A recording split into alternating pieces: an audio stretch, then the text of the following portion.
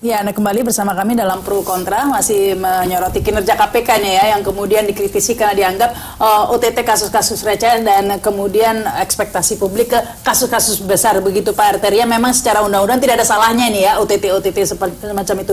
Tapi seperti dikatakan Pak Indra tadi, mengingat penyidik SDM KPK ini terbatas begitu kan, dan masih ada penegak hukum lainnya, mengapa tidak dialihkan penegak hukum lainnya dan KPK dengan kewenangan ekstra ini lebih fokus ke kasus-kasus besar? Ya, memang kalau kita lihat dan kalau KPK mau berjalan dalam real sesuai dengan ketentuan peraturan perundang-undangan, kan sangat banyak opsi atau pilihan.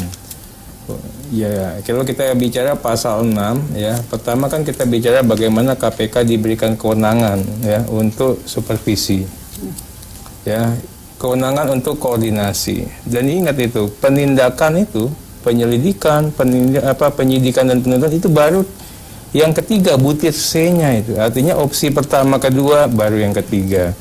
Nah, memang alangkah indahnya apabila dilakukan untuk yang kecil-kecil itu supervisi. Tapi kami di DPR pertama punya ketetapan hati. Ketetapan hatinya kita menghormati setiap dan segala penegakan hukum yang dilaksanakan oleh teman-teman kami yang ada di KPK. Jadi tidak ada tuh yang kita katakan OTT recehan. Karena kami juga sadar kok kita yang buat undang-undangnya nggak pernah ada yang namanya OTT ocehan sebagai suatu diksi dalam norma peraturan perundang-undangan. Namun demikian kita juga ingin menyampaikan klarifikasi kepada KPK. Benar ini namanya OTT. Karena kan kalau peraturan perundang-undangan tidak ada diksi OTT. Pasal 1 butir 19 KUHP itu mengenal yang namanya tertangkap tangan. OTT dengan tertangkap tangan jauh beda dan konsekuensi hukumnya beda. Yang namanya OTT, operasi saja sudah pasti ada perencanaan. Sudah pasti ada namanya sistem, sudah pasti ada budgeting. Kok bisa seolah-olah seperti tertangkap tangan? Tertangkap tangan kan jelas. Tertangkap itu seketika terjadinya tindak pidana. Mana mungkin tertangkap tangan di kamar mandi? Kemudian beberapa saat setelah tindak pidana, mana mungkin OTT katanya ada kejadian di lapangan golf, malamnya baru ditangkap bersama perempuan katanya. Apa itu OTT? Kemudian juga bicara mengenai diserukan oleh khalayak ramai layaknya copet. Berikutnya lagi diketemukan ya barang bukti yang menjadi bagian tindak pidana seperti yang katanya perhubungan laut. Apa iya itu 20M kaitannya dengan yang OTT yang si pelaku itu? Ini yang kita katakan kalau bisa KPK jangan pakai istilah atau diksi OTT lah. Ya, tapi saya yakin KPK ini memaksakan pakai diksi OTT biar apa? Biar hak-hak tertangkap tangan itu bisa dapat oleh KPK. Apa itu haknya? Nggak perlu pakai administratif hukum. Kalau tertangkap tangan, urus surat sprintnya belakangan, urus semuanya belakangan. Ini kan yang mau dicari. Tapi saya sarankan kalau bisa KPK menjadikan itu bukan diksi tertangkap tangan atau OTT. Jadikanlah kalimatnya menjadi penjebakan. Udah selesai. Penjebakan yang dilakukan oleh KPK atau entrapment gitu. Ya, memang ya kalau seperti itu emang penjebakan ya, karena sudah disadap. Tindak pidananya kan tidak seketika, ya. Tindak pidananya belum terjadi, sama KPK ditunggu terjadi. Ini faktanya. Kemudian juga dalam semua OTT KPK dilakukan dengan menggunakan alat perekam, dengan melakukan persiapan-persiapan khusus yang matang. Apa iya sesuai dengan tertangkap tangan berdasarkan ketentuan KUHP? Ini penjebakan. Penjebakan yang dilakukan oleh KPK tanpa dasar hukum. Kenapa? Pasal 55 Undang-Undang Narkotika mengatakan, juga pasal 75 Undang-Undang Psikotropika. Dikenal itu yang namanya penjebakan. Jujur aja kita ngejebak ya. Tapi sayangnya kalau polisi pakai undang-undang narkoba sama psikotropika, dia punya kewenangan pasal 5575 tadi. KPK ngejebak nggak punya kewenangan. Nah ini yang perlu kita katakan. Memang di dalam dasar hukum nggak ada ya Pak? Mungkin beralih ke Pak Indra, penjebakan itu tidak ada ya Pak ya? Ya kalau kita bicara Undang-Undang 30 2002 nggak ada. Jadi bukan tidak ada artinya tidak diperbolehkan. Yang dikenal di KUHP itu adalah tertangkap tangan. Yang dikenal tertangkap tangan. Dan kejadian itu bukan kejadian tertangkap tangan. Ya kejadian di lapangan golf malam berarti kan bukan tertangkap tangan Pak itu. Ya itulah yang tentu akan dipertanggungjawabkan oleh KPK nanti di persidangan.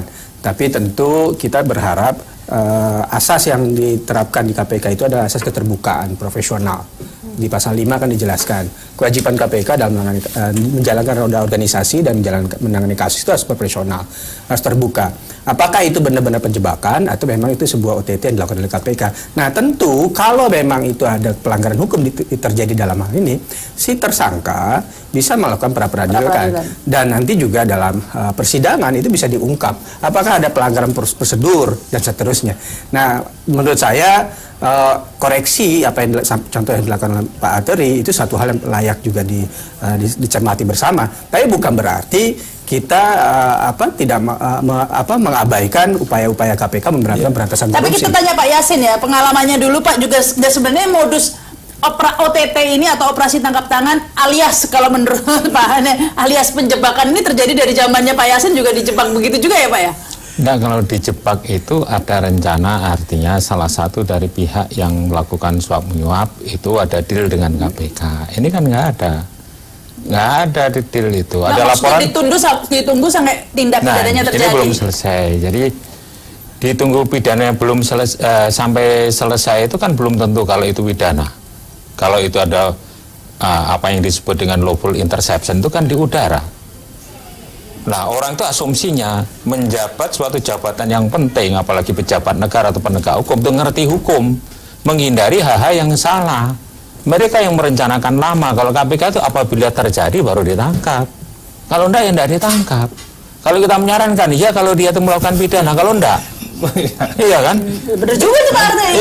Iya kalau dia melakukan pidana, misalnya saat disadap itu. Mungkin dong KPK memang nunggu terjadi lah tindak pidana.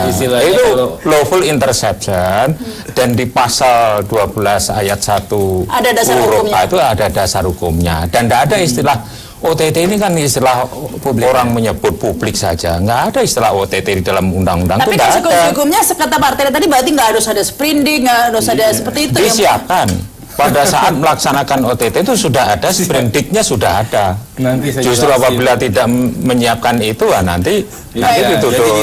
Nah, betul nanti. Ini kan temuan pansus OTT itu artinya orang yang di TO, di target operasi. Kan KPK sering mengatakan dasarnya apa laporan ada 7.000, kenapa yang ini aja ditindaklanjutkan? Ini pertanyaan kami juga. Ini pesanan semua ya. Kemudian juga OTT saya tanya ini, kalau dasarnya penyadapan, kapan itu? Ya, atas dasar sprint lead, ya kan jelas kalau kita bicara sprint lead, artinya serangkaian tindakan penyidik untuk mencari atau menemukan peristiwa. Orang peristiwanya aja belum terjadi kok dicari-cari gitu loh. Kemudian juga guna menentukan dapat dilaksanakan penyidikan. Ini kan lucu. Kalau dasarnya sprint lead, makanya saya yakin betul dan kita sudah temukan di pansus banyak sekali ditangkap dulu, disadap-sadap dulu, baru diterbitkan sprintnya. Itu terbukti juga. Baik, ya. Ini sudah ada Pak Tama S. Langkun ya. Kemudian sedikit lah, apakah tadi katakan ada sprindik, ini lebih parah lagi? Tidak, karena tidak ada penyidikan. Penyidikan itu untuk mengumpulkan alat bukti. Bagaimana ada pengumpulan alat bukti sedangkan tindak pidananya nggak ada? Makanya saya katakan Pak Yasin, ini penjebakan. Pemberi suap sudah bekerja sama dengan KPK, dengan komunikasi dengan KPK. Apa buktinya? Kita siapkan nanti buktinya. Kemudian yang kedua, penyadapannya selalu bermasalah. Baik penerbitan, saya mau nanya kalau penyadapan, begitu diterbitkan sprint, kapan dimulainya? Kapan alat sadap itu diberikan kepada penyidik? Kapan menentukan penyidik? Karena apa? Sprint lead sama orang disadap atau orang ditangkap di OTT, waktunya sama. Ya, ini kita pakai logika akal sehat. Berikutnya, OTT selalu mendasarkan pada laporan-laporan yang diistimewakan. Ada 7.000 laporan, kenapa ini yang disosor dan ditargetkan? OTT mensyaratkan penyidik-penyidik KPK atau institusi KPK oknumnya berkepentingan sama orang yang di TO. Baik, ya? Baik. Alat buktinya belum ada dan selalu gaduh. Ini yang kita katakan OTT itu adalah perbuatan atau potensi KPK telah melakukan perbuatan yang sewenang-wenang gitu. Kalau model mainnya begini, Hansip pun bisa OTT, nggak usah KPK dengan anggaran begitu banyaknya. Baik, ini sudah ada Pak Tama S. Langkun ya, Koordinator Hukum ICW. Selamat malam Pak. Selamat malam Mbak. Ya, kita akan berbincang lagi nanti, tapi harus break dulu ya pemirsa. Kami akan kembali setelah pesan-pesan berikut ini.